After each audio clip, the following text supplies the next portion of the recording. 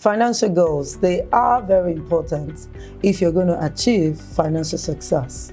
So in today's episode of Answering Your Money Questions, we're going to be addressing questions regarding that and of course, other aspects of finance.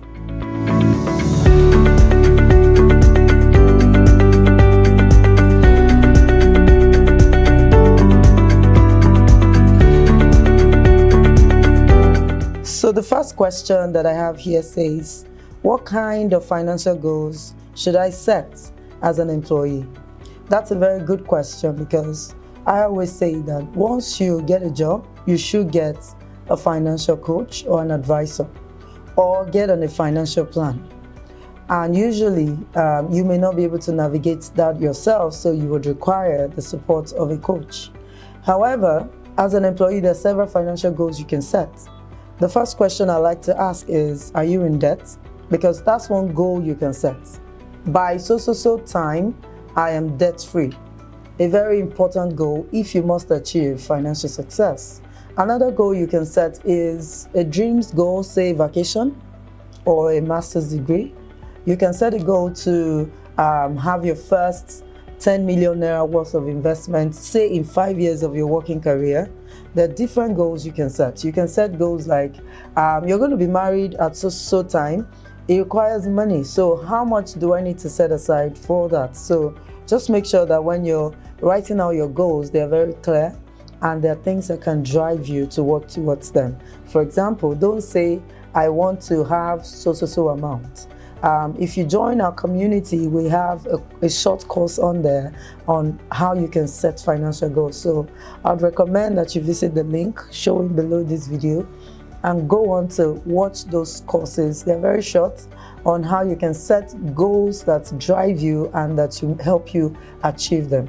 All right, so there are many goals for personal development, goals for your first 10 million, goals for your investments, goals for becoming debt-free, building your emergency fund, which is major as well. You need to have clear financial goals. So that's it. The next question here says, what area of my spending should I cut back on?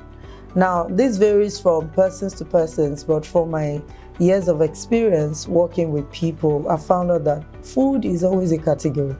And if you check when reports are posted online, maybe on platforms like Nairametrics and all of them, you see that food comes first in the area of spending. So it is one aspect you can cut down on, because what some people do is they stock the house and then they eat out all throughout the month. So they're buying this, buying that, even when it is not necessary, just because you want to have some fun and all of that. And you should have some fun, but make sure you do it on a budget. So that's an area you can cut down on. With the current challenge that is going on, high inflation and high cost of living, consequently, you need to prioritize things that are very important only for now. Tough times don't last, but tough people do. So it's not a fun time. You're not able to spend as you would, but you should also know that it's only going to be for a while. So while this is going on, what can I do?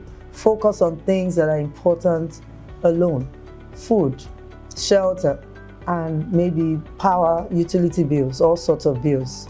Yeah, those are the things you should focus on. And even when you're spending on them, make sure you watch your costs, the amount you're spending on those things. I said food. What about power bill? Do you have a culture of putting off a light bulb that you're not using? Or you just run and expect some magic to happen that your power bill will not be high? It will be high. So there are areas you can cut down. What about data? What about phone calls? All those things you can either cut down on them or look for options that are cheaper for you to, use those same services, but in a cheaper way. Don't say, oh, my customer, I always buy from this person. I found out that most of the time that person ends up ripping you off. So you need to make sure you are checking prices all the time. My husband does this a lot. He knows where they're selling high price for things and where the price is reasonable. In fact, in some stores, you have high price for some items and they're cheap for other items, and he can tell all of those things. So You need to be able to do that for you to know where to cut back on.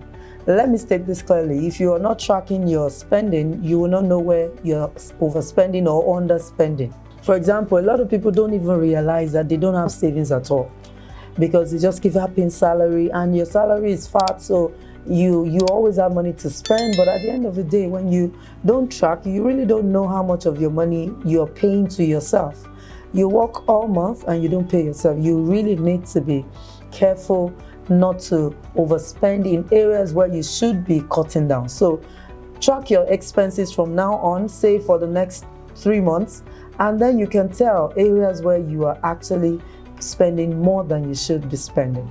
So that's it on this episode of Answering Your Money Questions. Remember, you can join our community all for free until the 1st of May. After the 1st of May, you have to pay to be part of the community.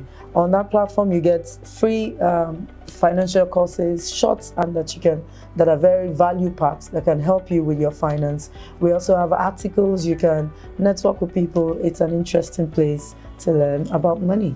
Thanks for watching. Until next time, bye.